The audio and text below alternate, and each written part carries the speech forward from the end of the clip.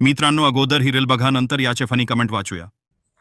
हाय, आज आपण पाहूया साडी नेसून शेकी शेकी कशी करायची.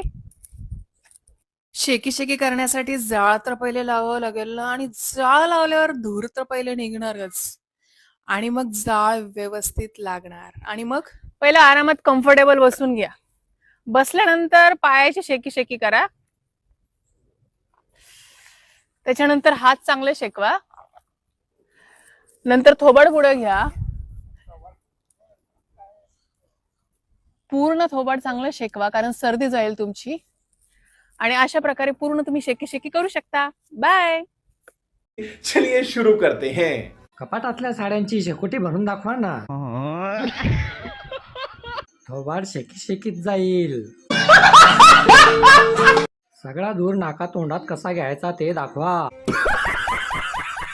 साडी नेसून जाळात उडी कशी मारायची.